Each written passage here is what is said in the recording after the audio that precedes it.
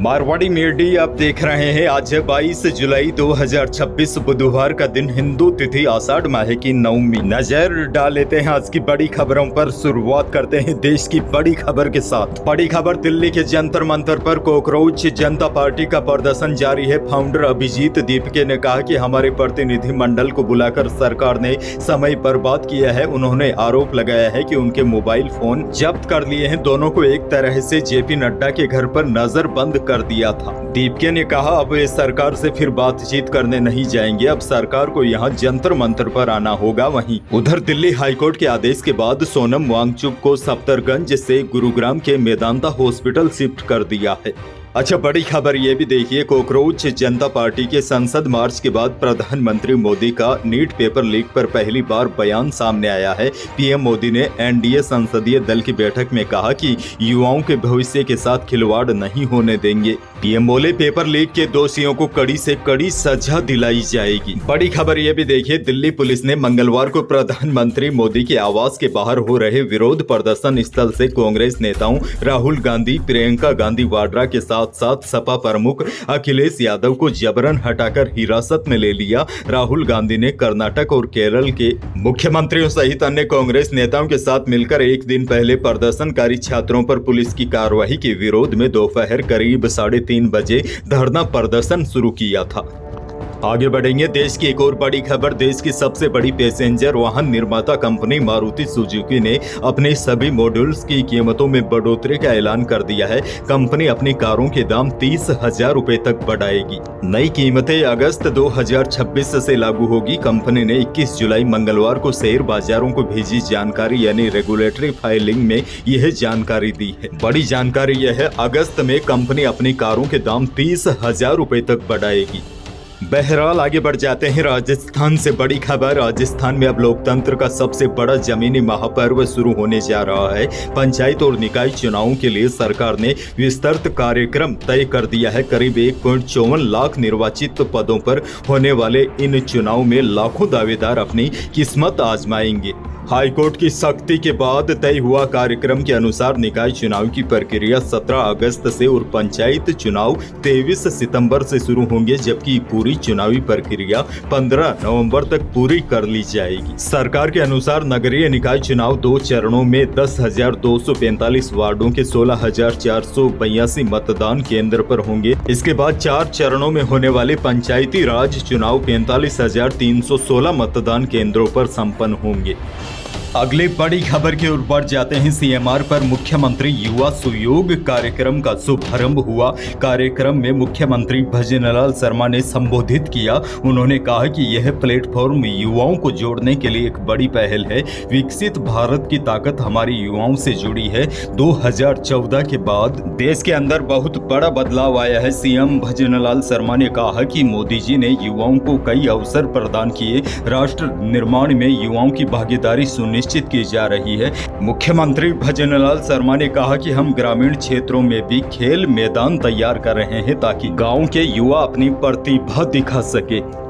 एक और बहुत बड़ी और ज्यादा काम की खबर, प्रदेश में मॉनसून सीजन में राशन वितरण और परिवहन की समस्याओं को देखते हुए 3 महीने का राशन एक साथ एडवांस दिया जाएगा। इसके तहत अगस्त, सितंबर और अक्टूबर का गेहूं अगस्त के प्रथम सप्ताह में ही वितरण करने की योजना बनाई गई है। 3 महीनों के लिए कुल 6,765 लाख मीट्रिक टन गेहूं 41 जिलों में वितरित किया जाएगा। भीड़ से बचने के लिए अधिकारियों ने डीलरों को पूरे अगस्त महीने दुकान खोलने के निर्देश दिए हैं और सरकार की ओर से भी आवंटित गेहूं का उठाव शुरू कर दिया है, जिसे डीलरों की ओर से 31 जुलाई तक 100% पूरा करना अनिवार्य है।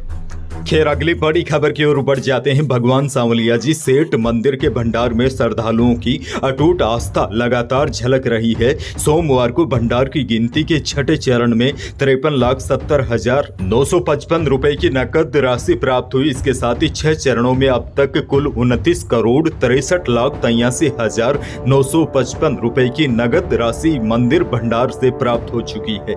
अच्छा, एक और बड़ी खबर देखिए, राजस्थान में हर साल सांप के काटने से करीब 2700 लोगों की मौतें हो रही है। पूरे भारत की बात करें तो यह आंकड़ा करीब 60,000 है। ऐसे मामलों में कई बार पीड़ित के जहर से प्रभावित अंग तक को काटना पड़ जाता है। वहीं इलाज में देरी के कारण कई लोगों को जान गंवानी पड़ रही है। बड़ी खबर यह है, मौतों के इन आंकड़ों को कम करने के लिए केंद्र सरकार ने बड़ा कदम उठाया है। नेशनल स्नेक बाइट एवेनिंग प्रोग्राम के तहत राजस्थान का पहला PIC अजमेर के जवाहरलाल नेहरू हॉस्पिटल में बनाया जा रहा है। यहाँ पूरे प्रदेश के लिए रिसर्च और ट्रेनिंग सेंटर बनाया जाएगा। 24 घंटे एक्सपर्ट्स मौजूद रहेंगे। प्रदेश के किसी भी जिले में सांप के काटने का केस होने पर ट्रीटमेंट बताकर पीड़ित की जान बचाई जाएगी। सरकार का एक और बड़ा फैसला, प्रदेश में हो रही प्रसूताओं की मौत को लेकर राज्य सरकार ने अब बड़ा एक्शन तैयार किया है। अब हर जिले में गर्भवतियों की डिलीवरी से पहले लिस्टिंग होगी, उनका हेल्थ कार्ड बनेगा, जिससे यह जानकारी होगी कि उनका इलाज कहां, कौन से अस्पताल में हो रहा है और आगे कौन से अस्पताल में होगा, कितना खून चढ़ाना होगा। यह रिपोर्टें पहले ही तैयार होगी। आपको बता दूं, कोटा, बीकानेर, भीलवाड़ा, बांसवाड़ा और जोधपुर में प्रसूताओं की मौत के बाद प्रशासन की ओर से बैठकें हो रही है। हाल ही में हुई मीटिंग में सभी अस्पतालों को गर्भवती की लिस्टिंग करने के लिए कहा गया है। अच्छा, बड़ी खबर ये भी देखिए, राजस्थान के लोगों के लिए एक और बड़ी चेतावनी है। डेंगू के मामले में प्रदेश के 8 जिलों को हाई रिस्क में शामिल किया गया है। मंत्रालय ने पिछले 3 साल की रिपोर्ट देखते हुए उन जिलों को हाई रिस्क एरिया में शामिल किया है। यह जिले हैं पहले नंबर पर जयपुर, कोटा, उदयपुर, बाड़मेर, बीकानेर और दौसा। यहाँ डेंगू और मलेरिया के 500 से ज्यादा केस मिले हैं, यानी कि इन जिलों में डेंगू का सबसे ज्यादा खतरा है। ऐसे में आप अपने आसपास साफ सफाई का विशेष ध्यान दें, मच्छर पैदा न होने दें। अच्छा, बड़ी खबर ये भी देखिए, इंटरनेशनल मार्केट की तेजी के असर से जयपुर सराफा बाजार में दोनों ही कीमती धातुओं में रिकॉर्ड तेजी देखी गई। मंगलवार को चांदी 4,500 रुपए की लंबी छलांग लगाकर 2,29,500 रुपए प्रति किलो पहुंच गई। शुद्ध सोना यानी कि 24 कैरेट सोना भी 1,300 रुपए बढ़कर 1,47,000 रुपए प्रति 10 ग्राम रहा और 22 कैरेट यानी कि जेवराती सोना भी 1,100 रुपए तेज होकर 1,36,100 रुपए प्रति 10 ग्राम रहा। उधर प्रदेश की प्रमुख अनाज मंडियों के औसत भाव की बात करें तो मूंग का भाव रहा न्यूनतम 6,000 से अधिकतम 7,800 रुपए, सरसों बिकी 6200 से अधिकतम 7,000 रुपए, इसबगोल का भाव रहा न्यूनतम 10,500 से लेकर अधिकतम 14,000 रुपए और जीरा बिका न्यूनतम 17,000 से अधिकतम 22,500 रुपए। वहीं प्रदेश की प्रमुख अनाज मंडियों में गवार का भाव रहा न्यूनतम 4,800 से अधिकतम 5,800 रुपए प्रति क्विंटल। वैसे आपको बता दूं, नागौर, बीकानेर, श्रीगंगानगर, नौहर, मेड़ता कई मंडियां हैं जहां गुणवत्ता और आवक के अनुसार भावों में अंतर देखा जा रहा है। खैर, आगे बढ़ना होगा। मौसम को लेकर आज बहुत बड़ी खबर है। राजस्थान में एक बार फिर मानसून सक्रिय हो गया है। 12 जिलों में कल जमकर बारिश हुई। झालावाड़ जिले में तेज बारिश की वजह से परवन नदी उफान पर है। यहाँ एक छोटा पुल और मंदिर डूब गया। 12 जिले में भी मूसलाधार बारिश के कारण दुकानों में पानी घुस गया। सीकर में ट्रैक पर पानी भरने से ट्रेनों का पूरा शेड्यूल प्रभावित हो गया। चूरू, बीकानेर, नागौर समेत कल अधिकांश जिलों में बारिश रिकॉर्ड की गई है। अब देखिए, सबसे बड़ी जानकारी यह है, मौसम विभाग के अनुसार अगले 3 दिन पूरे प्रदेश में हल्की से लेकर तेज बारिश की संभावना है। आज भी पश्चिमी राजस्थान के केवल कुछ भागों को छोड़कर पूरे प्रदेश में मौसम विभाग ने बारिश का येलो अलर्ट जारी किया है। और सबसे बड़ी बात यह है, अब पश्चिमी राजस्थान में भी लंबे समय के बाद बारिश की गतिविधियों में बढ़ोतरी देखी जा रही है। आने वाले 1-2 दिनों के बाद प्रदेश के अधिकांश भागों में बारिश की गतिविधियों में और बढ़ोतरी होगी। कई जिलों में भारी से अति भारी बारिश होने की भी संभावना है। बड़ी खुशखबरी यह है, लंबे इंतजार के बाद एक बार फिर पूरे प्रदेश में मानसून एक बार फिर सक्रिय हो गया है।